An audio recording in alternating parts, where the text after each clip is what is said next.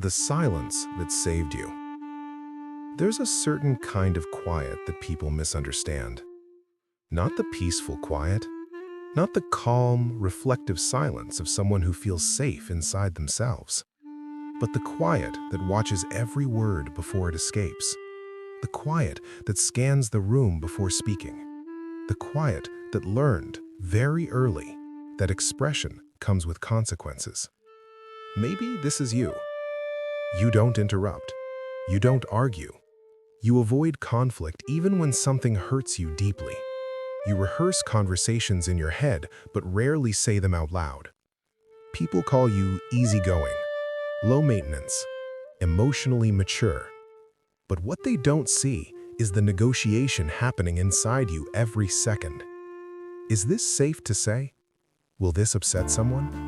Will I lose connection if I'm honest? So you choose silence, because silence once protected you. And here lies the paradox.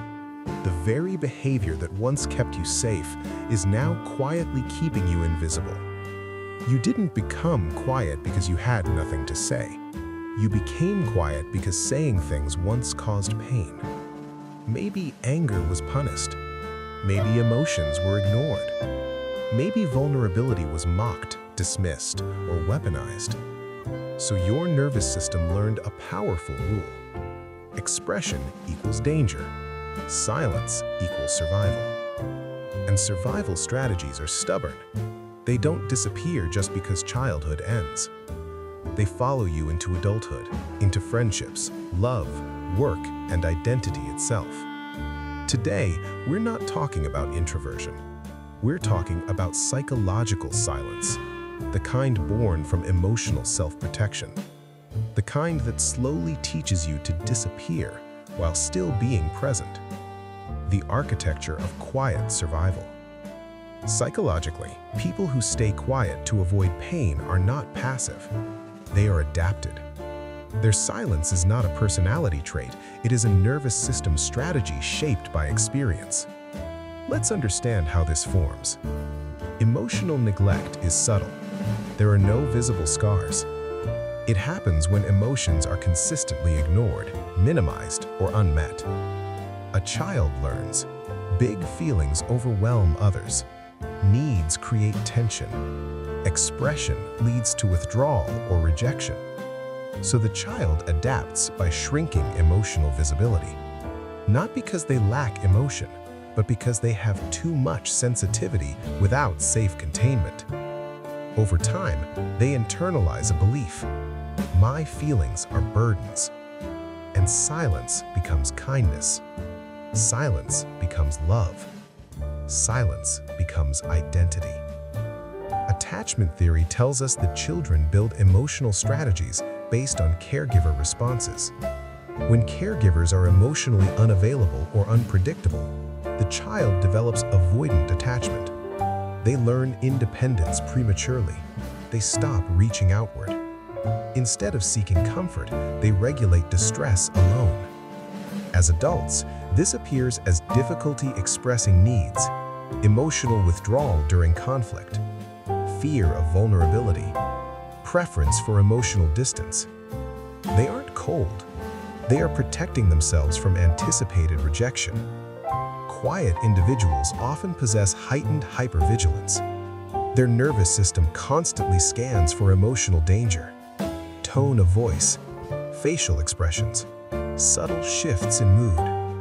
The brain's threat detection system, particularly the amygdala, becomes finely tuned. Meanwhile, the default mode network, responsible for self-reflection, becomes overactive. Result? Overthinking replaces expression. They analyze instead of speaking, predict instead of risking. Silence reduces uncertainty, and uncertainty once meant emotional pain. Their body remembers what their mind tries to forget. Some quiet individuals were emotionally parentified. They became the emotional caretaker of adults. They learned other people's feelings matter more than mine. So they developed emotional restraint early, prioritizing harmony over authenticity. The child becomes mature, but unseen. the invisible grief. Carl Jung once wrote, "The privilege of a lifetime is to become who you truly are." But what happens when becoming yourself once felt unsafe? You learn to perform acceptability. You become agreeable instead of authentic, predictable instead of honest, pleasant instead of real. And slowly, a quiet grief forms. Not dramatic grief, invisible grief. The grief of conversations never spoken, boundaries never set, truths swallowed daily. You smile while disconnecting from yourself. You adapt so well that even you forget what you actually feel. Philosopher Seneca warned that we suffer more in imagination than reality. Yet the quiet person, imagination becomes rehearsal for pain. Every interaction carries anticipated rejection. So silence feels wise. But there's a cost. You lose spontaneity. You distrust your emotions. You question your worth. Rainer Maria Rilke wrote about living unanswered questions. But many quiet individuals aren't living questions. They're suppressing answers. The deepest fear is not conflict. It is abandonment. Because somewhere inside exists a child who believes, if I am fully seen, I will not be loved. So they trade authenticity for belonging. And the tragedy? Belonging achieved through self-erasure never feels real. When silence becomes identity, these early adaptations don't disappear. They evolve into adult patterns. You might recognize yourself here. You avoid difficult conversations. You tolerate discomfort longer than others. You say, it's fine, when it isn't. Conflict feels catastrophic, not corrective. You fear emotional rupture more than emotional loneliness. You hesitate to speak up in meetings despite strong ideas. Others receive credit. You remain overlooked. Not because you lack competence, but because visibility feels dangerous. You value measure through usefulness. If you are helpful, agreeable, or supportive, you feel safe. But expressing needs triggers guilt. You overextend. You struggle to say no. You absorb emotional responsibility for others' reactions.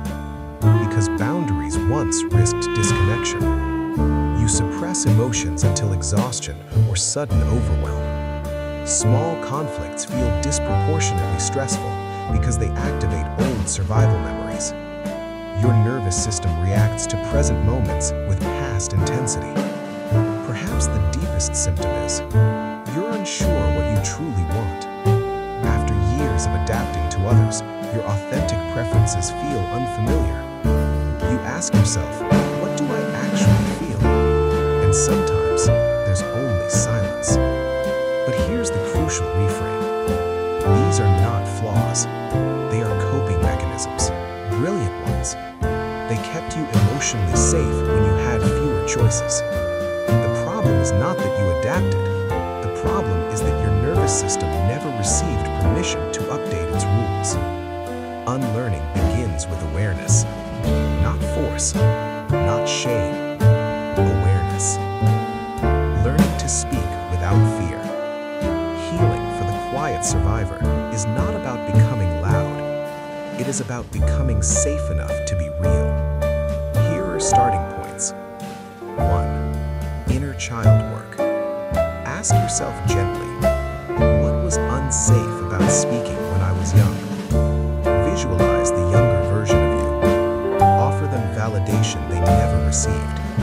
You are not teaching yourself confidence. You are teaching your nervous system safety. 2. Integrate suppressed emotions. Jung believed the parts we suppress become our shadow. Your anger, your needs, your opinions. These are not dangerous. They are unfinished expressions. Writing, journaling, or therapy allows suppressed emotions to integrate instead of explode. 3. Practice small expressions. Not dramatic confrontations. Simple truths. I prefer this. That hurt me. I need time. Each safe self-expression rewires the brain. Safety is learned through repetition. Crucial shift. You do not need to earn connection through silence anymore.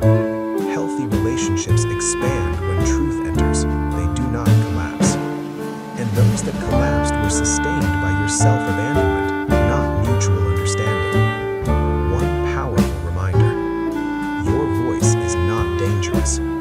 It was simply unheard.